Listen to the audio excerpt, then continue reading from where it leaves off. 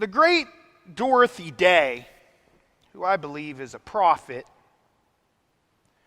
once had a great insight about the gospel. She said that the gospel's purpose is to comfort the afflicted and afflict the comforted. Dorothy Day had spent time in prison. She had, for standing up for injustices, for her willingness to put herself in a place to comfort the afflicted. I bring it up because that is the purpose of parables, to do that. Megan McKenna calls parables these nonviolent, loving arrows of God.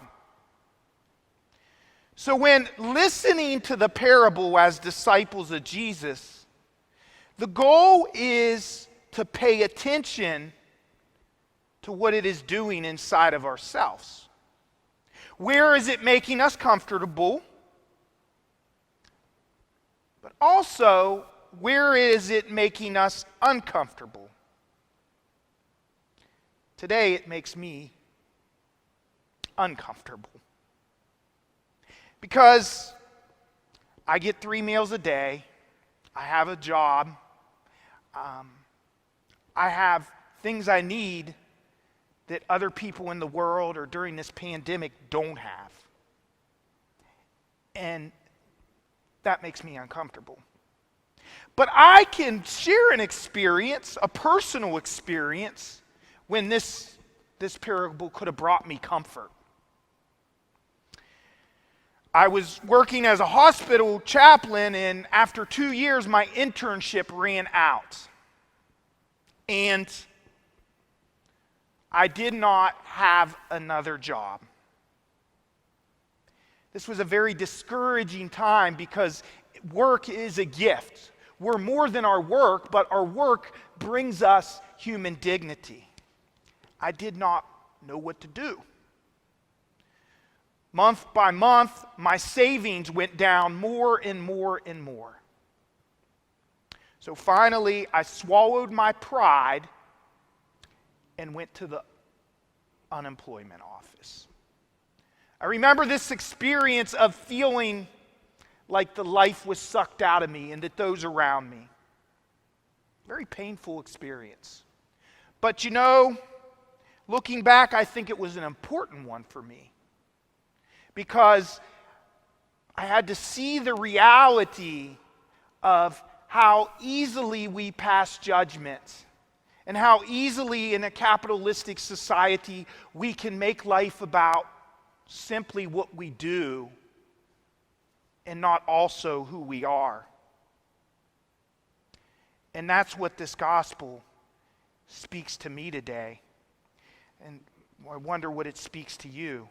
You see, these parables, they pierce us. They pierce us and make us painfully aware of our need to change the way we relate to ourselves, others, and God. The arrows that Jesus is throwing today in a nonviolent way are to be shot, are targeted at our lack of generosity and superficial judgments, as the storyteller Megan McKenna puts it. Jesus is getting at how you and I can be arrogant. The envy that we can be looking at someone with an evil eye that distorts and darkens all of our perceptions. Why is Jesus doing this? To help us grow and change. To see reality with a clearer perception. To recognize that it's not all about me, but there's a bigger picture. Isaiah 2 helps us see the limitations of our perception, as in this reading, the people of God are trying to rebuild their lives.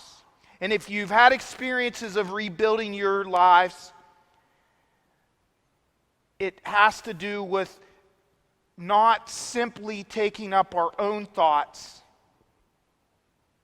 but to have quite a bit of imagination and to take up the dream and vision of God, which is what Jesus came to announce and present, the kingdom. This takes a bit of imagination to rebuild our lives and to change our perception. Parables, you see, for the Christian community should become those arrows that are a way of life. The challenge is, if St. Agnes was a parable, how would we describe it? How does its story embody the inclusive love of the kingdom? And this takes a bit of imagination. There are many that I see within this community, and it's kind of the engine that keeps the community going. But I just want to name one. The coffee that we purchase at the parish that goes to Haiti to help with clean water. This is a creative way of the Christian community making a parable a way of life.